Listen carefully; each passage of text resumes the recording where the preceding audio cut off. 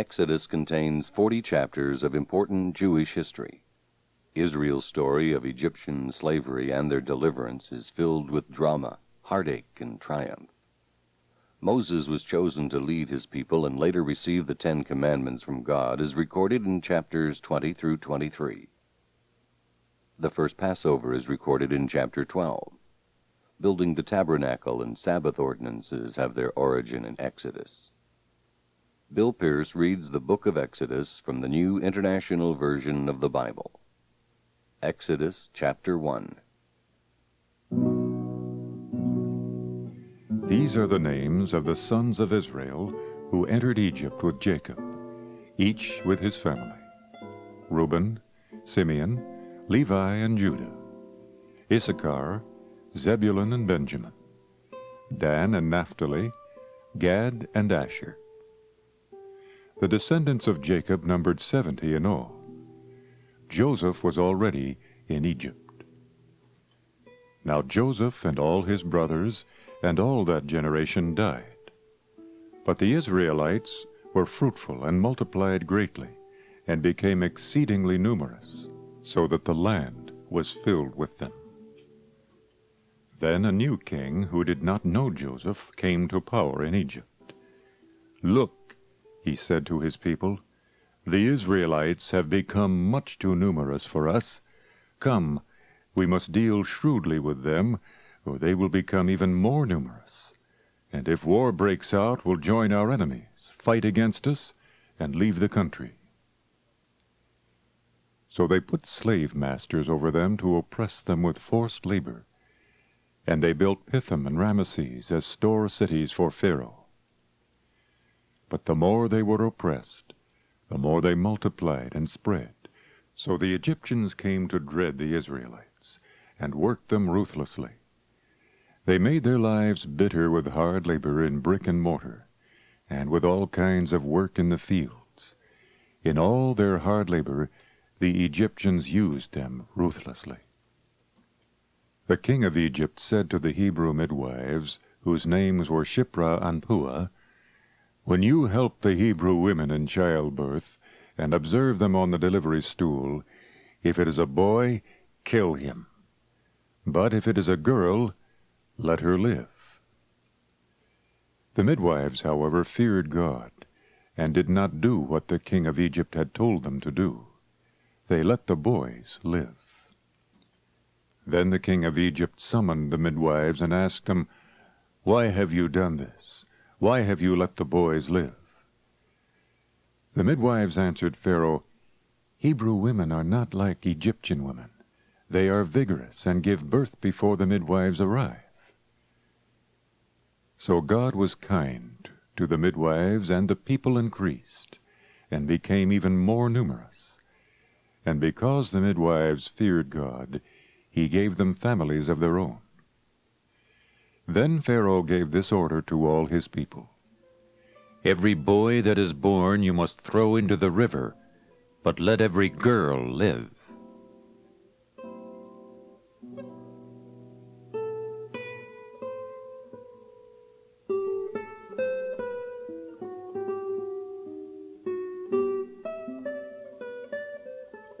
Chapter 2. Now a man of the house of Levi married a Levite woman, and she became pregnant and gave birth to a son. When she saw that he was a fine child, she hid him for 3 months. But when she could hide him no longer, she got a papyrus basket for him and coated it with tar and pitch. Then she placed the child in it and put it among the reeds along the bank of the Nile. His sister stood at a distance to see what would happen to him. Then Pharaoh's daughter went down to the Nile to bathe, and her attendants were walking along the river bank. She saw the basket among the reeds, and sent her slave girl to get it. She opened it and saw the baby.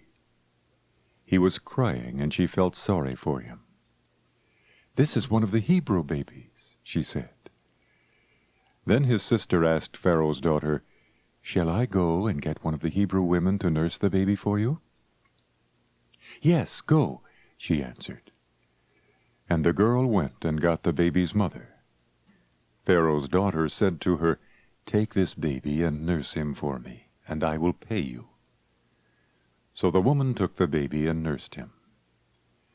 When the child grew older, she took him to Pharaoh's daughter, and he became her son. She named him Moses, saying, "I drew him out of the water."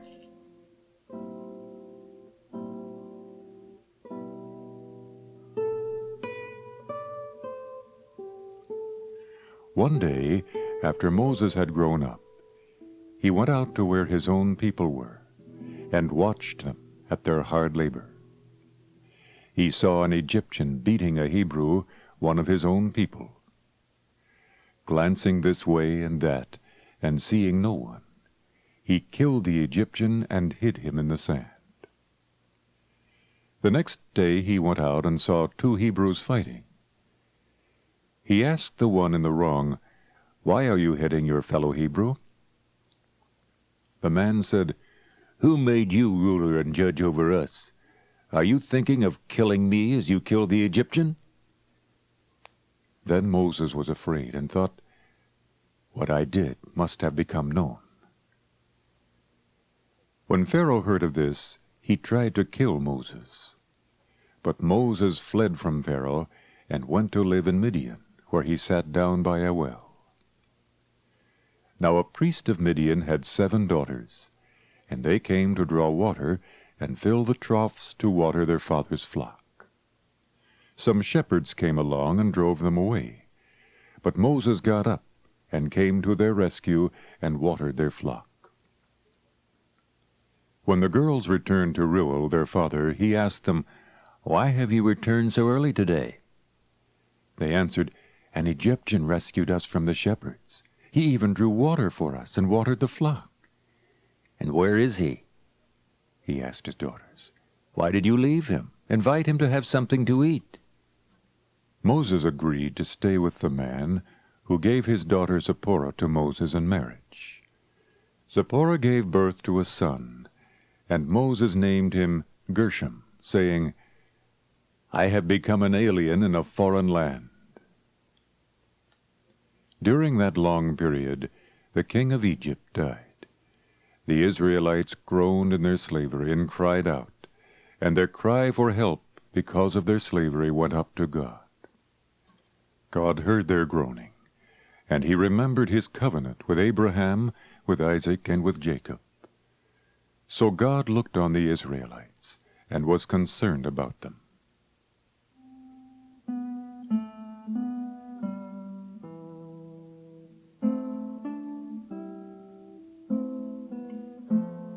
Chapter 3. Now Moses was tending the flock of Jethro, his father-in-law, the priest of Midian. And he led the flock to the far side of the desert, and came to Horeb, the mountain of God. There the angel of the Lord appeared to him in flames of fire from within a bush. Moses saw that though the bush was on fire, it did not burn up. So Moses thought, "I will go over and see this strange sight, why the bush does not burn up."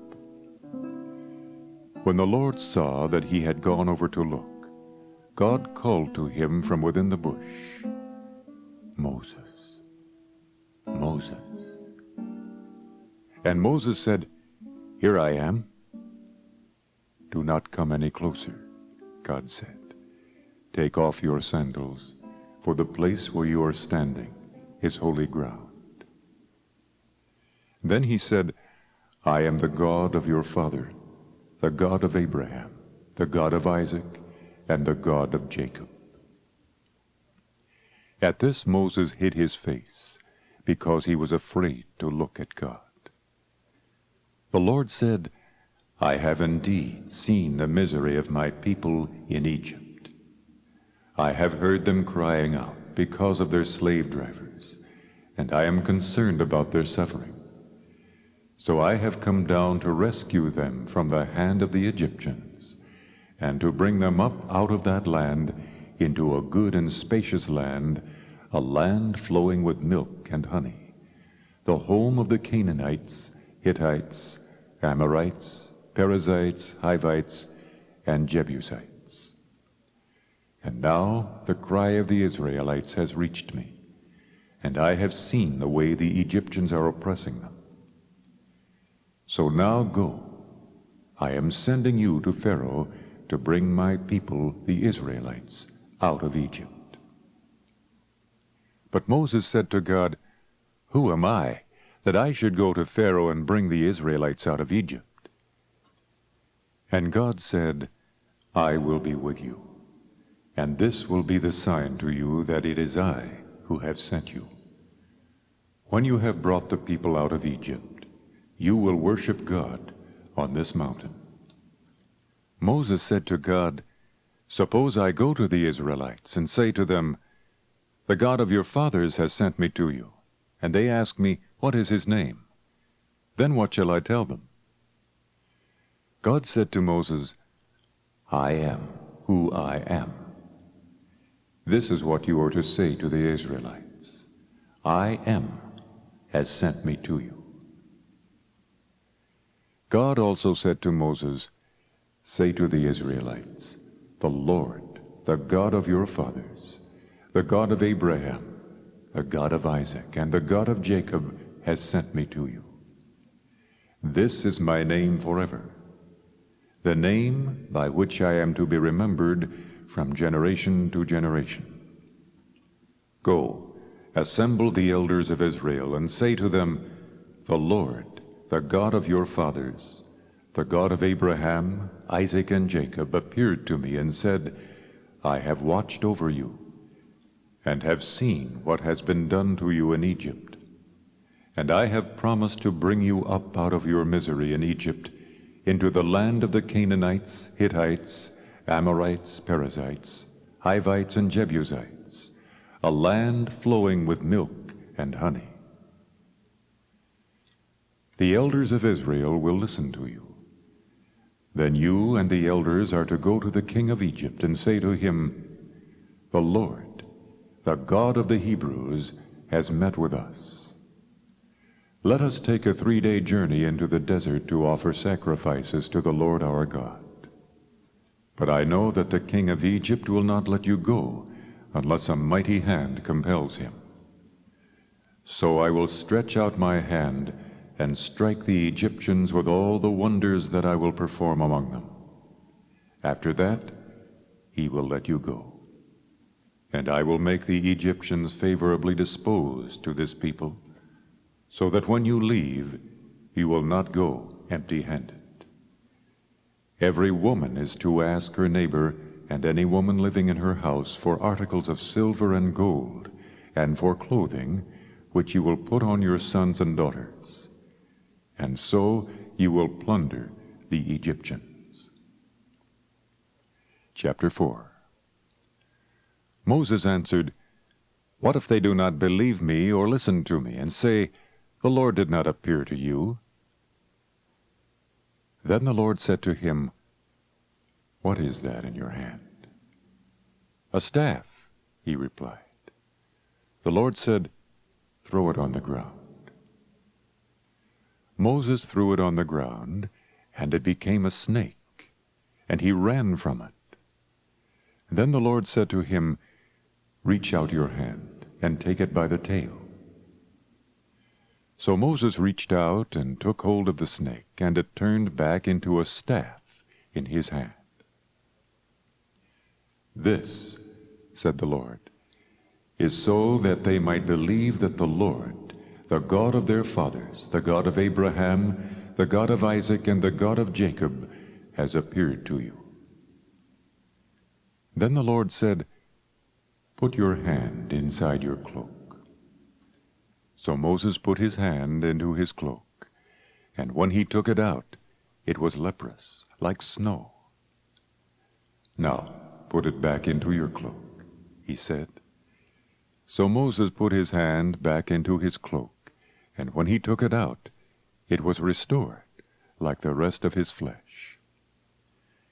Then the Lord said, If they do not believe you, or pay attention to the first miraculous sign, they may believe the second, But if they do not believe these two signs, or listen to you, take some water from the Nile, and pour it on the dry ground. The water you take from the river will become blood on the ground. Moses said to the Lord, O Lord, I have never been eloquent, neither in the past, nor since you have spoken to your servant. I am slow of speech and tongue. The Lord said to him, Who gave man his mouth? Who makes him deaf or dumb? Who gives him sight or makes him blind? Is it not I, the Lord? Now go. I will help you speak, and will teach you what to say. But Moses said, O Lord, please send someone else to do it. Then the Lord's anger burned against Moses, and he said, What about your brother Aaron the Levite? I know he can speak well. He is already on his way to meet you, and his heart will be glad when he sees you.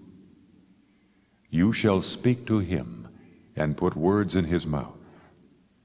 I will help both of you speak, and will teach you what to do. He will speak to the people for you, and it will be as if he were your mouth, and as if you were God to him. But take this staff in your hand, so you can perform miraculous signs with it.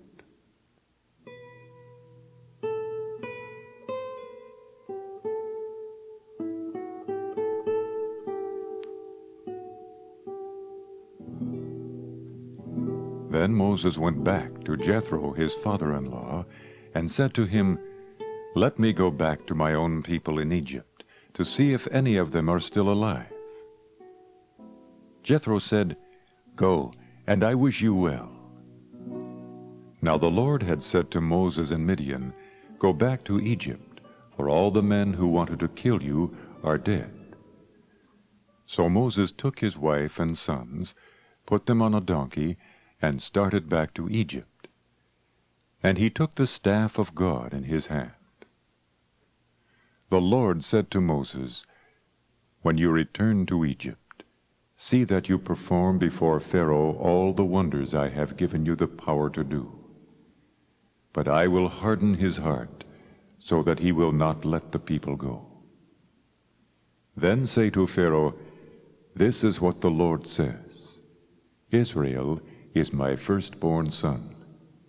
And I told you, Let my son go, so he may worship me. But you refuse to let him go, so I will kill your firstborn son. At a lodging place on the way, the Lord met Moses and was about to kill him. But Zipporah took a flint knife, cut off her son's foreskin, and touched Moses' feet with it. Surely you are a bridegroom of blood to me, she said. So the Lord let him alone. At that time she said, bridegroom of blood, referring to circumcision. The Lord said to Aaron, Go into the desert to meet Moses. So he met Moses at the mountain of God and kissed him. Then Moses told Aaron everything the Lord had sent him to say, and also about all the miraculous signs he had commanded him to perform. Moses and Aaron brought together all the elders of the Israelites, and Aaron told them everything the Lord had said to Moses. He also performed the signs before the people, and they believed. And when they heard that the Lord was concerned about them and had seen their misery, they bowed down and worshipped. Chapter 5. Afterward Moses and Aaron went to Pharaoh and said, This is what the Lord, the God of Israel, says. Let my people go, so that they may hold a festival to me in the desert. Pharaoh said, Who is the Lord, that I should obey him and let Israel go? I do not know the Lord, and I will not let Israel go. Then they said, The God of the Hebrews has met with us. Now let us take a 3-day journey into the desert to offer sacrifices to the Lord our God, or he may strike us with plagues, or with the sword." But the king of Egypt said, "Moses and Aaron, why are you taking the people away from their labor? Get back to your work." Then Pharaoh said, "Look, the people of the land are now numerous, and you are stopping them from working."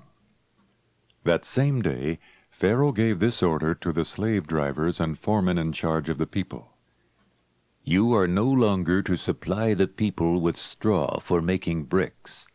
Let them go and gather their own straw. But require them to make the same number of bricks as before. Don't reduce the quota. They are lazy.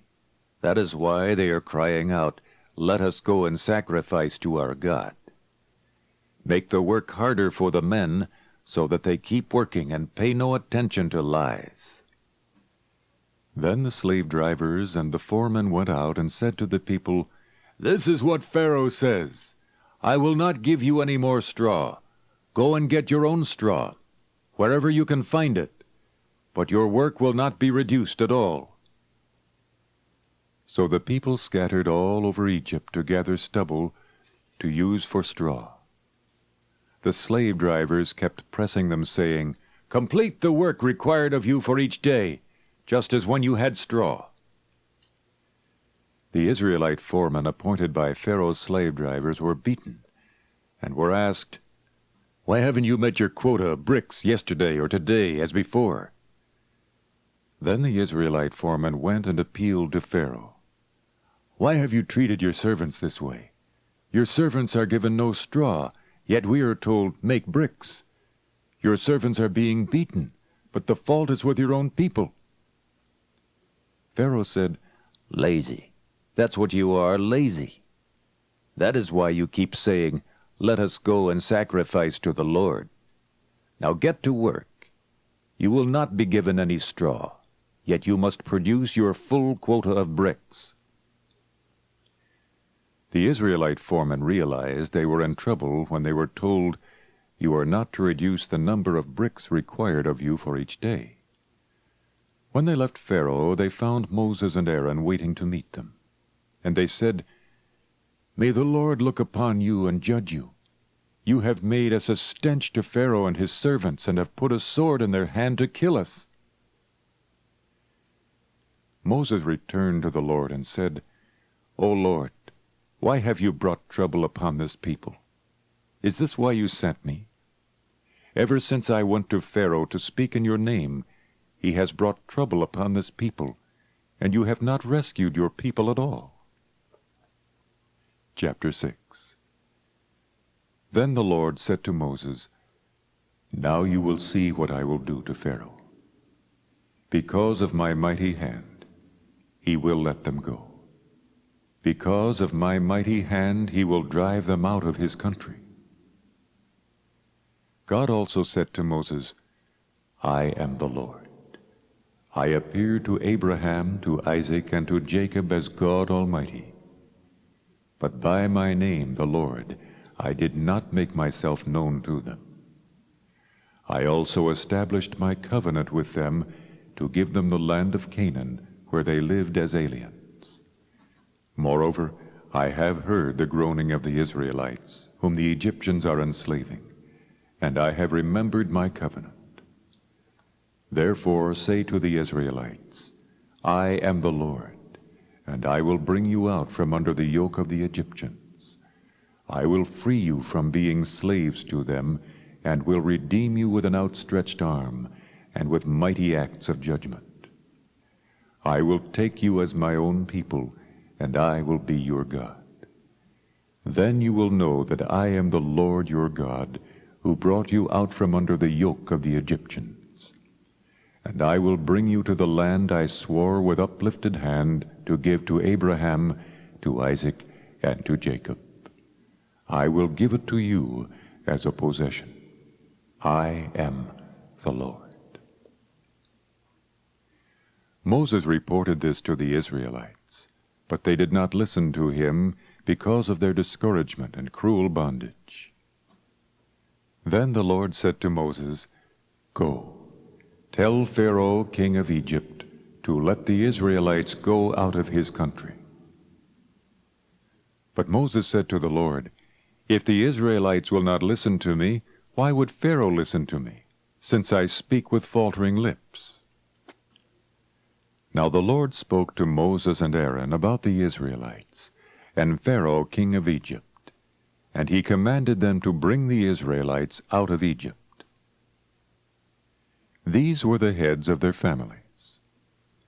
The sons of Reuben, the firstborn son of Israel, were Hanok and Palu, Hezron and Carmi. These were the clans of Reuben. The sons of Simeon were Jemuel, Jamin, Ohad, Jachin, Zohar, and Shaul, the son of a Canaanite woman. These were the clans of Simeon. These were the names of the sons of Levi according to their records: Gershon, Kohath, and Merari. Levi lived 137 years. The sons of Gershon by clans were Libni and Shimei. The sons of Kohath were Amram, Izhar, Hebron, and Uzziel. Kohath lived 133 years. The sons of Merari were Malhi and Mushai. These were the clans of Levi according to their records. Amram married his father's sister Jochebed, who bore him Aaron and Moses. Amram lived 137 years. The sons of Izhar were Korah, Nepheg, and Zikri. The sons of Uzziel were Mishael, Elzaphan, and Sithri. Aaron married Elisheba, daughter of Amminadab, and sister of Nashon, and she bore him Nadab, Abihu, Eleazar, and Ithamar. The sons of Korah were Asher, Elkanah, and Abiasaph. These were the Korahite clans. Eleazar, son of Aaron, married one of the daughters of Putiel, and she bore him Phinehas. These were the heads of the Levite families, clan by clan. It was this same Aaron and Moses to whom the Lord said, Bring the Israelites out of Egypt by their divisions. They were the ones who spoke to Pharaoh, king of Egypt, about bringing the Israelites out of Egypt. It was the same Moses and Aaron. Now when the Lord spoke to Moses in Egypt, he said to him, I am the Lord. Tell Pharaoh, king of Egypt, everything I tell you. But Moses said to the Lord, Since I speak with faltering lips, why should Pharaoh listen to me? Chapter 7. Then the Lord said to Moses, See, I have made you like God to Pharaoh, and your brother Aaron will be your prophet. You are to say everything I command you, and your brother Aaron is to tell Pharaoh to let the Israelites go out of his country. But I will harden Pharaoh's heart, and though I multiply my miraculous signs and wonders in Egypt, he will not listen to you.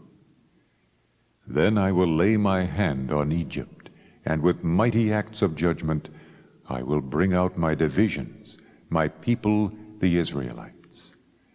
And the Egyptians will know that I am the Lord, when I stretch out my hand against Egypt and bring the Israelites out of it. Moses and Aaron did just as the Lord commanded them.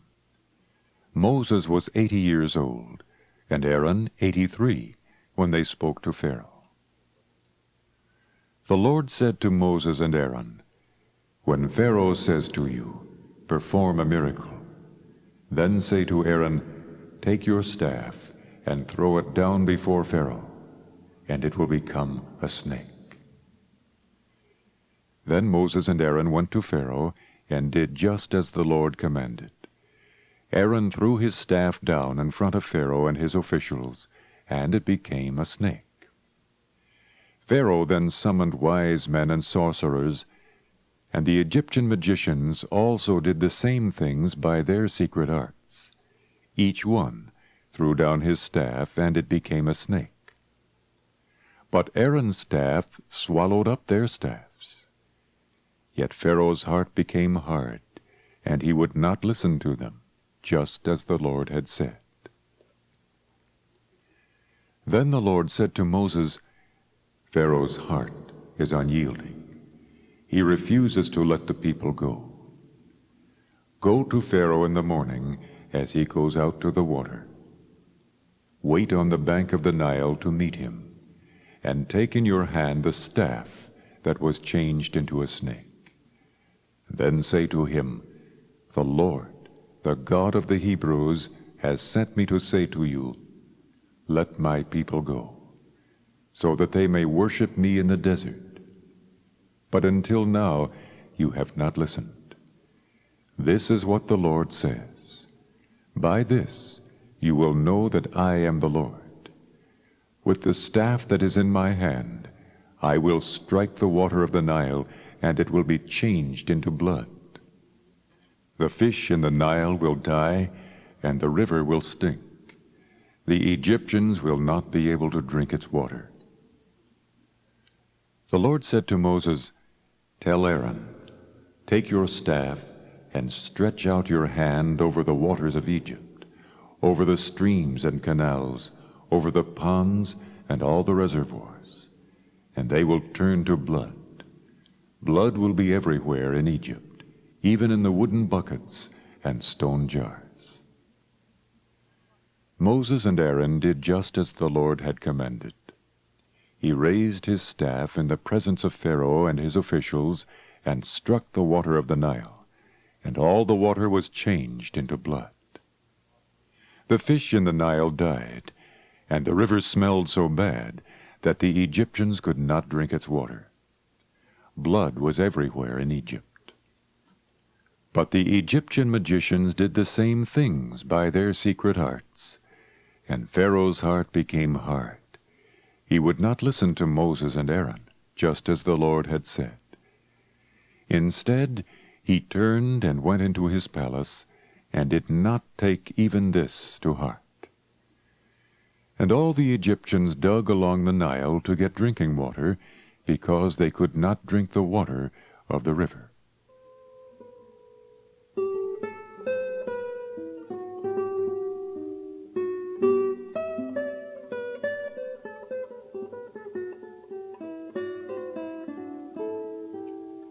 Chapter 8. 7 days passed after the Lord struck the Nile.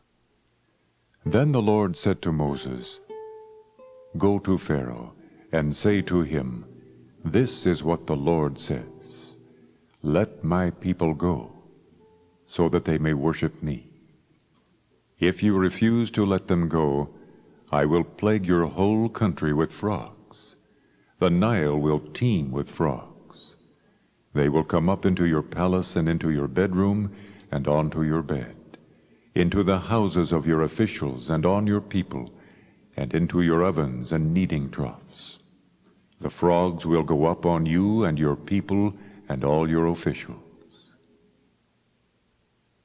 Then the Lord said to Moses, "Tell Aaron, stretch out your hand with your staff over the streams and canals and ponds, and make frogs come up on the land of Egypt." So Aaron stretched out his hand over the waters of Egypt, and the frogs came up and covered the land. But the magicians did the same things by their secret arts. They also made frogs come up on the land of Egypt. Pharaoh summoned Moses and Aaron and said, "Pray to the Lord to take the frogs away from me and my people, and I will let your people go to offer sacrifices to the Lord." Moses said to Pharaoh, "I leave to you the honor of setting the time for me to pray for you and your officials and your people, that you and your houses may be rid of the frogs, except for those that remain in the Nile." "Tomorrow," Pharaoh said. Moses replied, "It will be as you say, so that you may know there is no one like the Lord our God. The frogs will leave you and your houses, your officials and your people. They will remain only in the Nile." After Moses and Aaron left Pharaoh, Moses cried out to the Lord about the frogs he had brought on Pharaoh. And the Lord did what Moses asked. The frogs died in the houses, in the courtyards, and in the fields. They were piled into heaps, and the land reeked of them. But when Pharaoh saw that there was relief, he hardened his heart and would not listen to Moses and Aaron, just as the Lord had said. Then the Lord said to Moses, "Tell Aaron, stretch out your staff and strike the dust of the ground, and throughout the land of Egypt the dust will become gnats." They did this, and when Aaron stretched out his hand with the staff and struck the dust of the ground, gnats came upon men and animals. All the dust throughout the land of Egypt became gnats. And when the magicians tried to produce gnats by their secret arts, they could not. And the gnats were on men and animals. The magicians said to Pharaoh, "This is the finger of God." But Pharaoh's heart was hard, and he would not listen, just as the Lord had said. Then the Lord said to Moses, "Get up early in the morning, and confront Pharaoh as he goes to the water, and say to him, 'This is what the Lord says, let my people go, so that they may worship me. If you do not let my people go, I will send swarms of flies on you and your officials, on your people, and into your houses. The houses of the Egyptians will be full of flies, and even the ground where they are. But on that day I will deal differently with the land of Goshen, where my people live. No swarms of flies will be there, so that you will know that I, the Lord, am in this land. I will make a distinction between my people and your people. This miraculous sign will occur tomorrow." And the Lord did this. Dense swarms of flies poured into Pharaoh's palace and into the houses of his officials, and throughout Egypt the land was ruined by the flies. Then Pharaoh summoned Moses and Aaron and said, "Go, sacrifice to your God here in the land." But Moses said, "That would not be right. The sacrifices we offer the Lord our God would be detestable to the Egyptians. And if we offer sacrifices that are detestable in their eyes, will they not stone us? We must take a 3-day journey into the desert to offer sacrifices to the Lord our God as he commands us." Pharaoh said, "I will let you go to offer sacrifices to the Lord your God in the desert, but you must not go very far. Now pray for me." Moses answered, "As soon as I leave you, I will pray to the Lord, and tomorrow the flies will leave Pharaoh and his officials and his people. Only be sure that Pharaoh does not act deceitfully again by not letting the people go to offer sacrifices to the Lord." Then Moses left Pharaoh and prayed to the Lord, and the Lord did what Moses asked. The flies left Pharaoh and his officials and his people. Not a fly remained. But this time also Pharaoh hardened his heart and would not let the people go.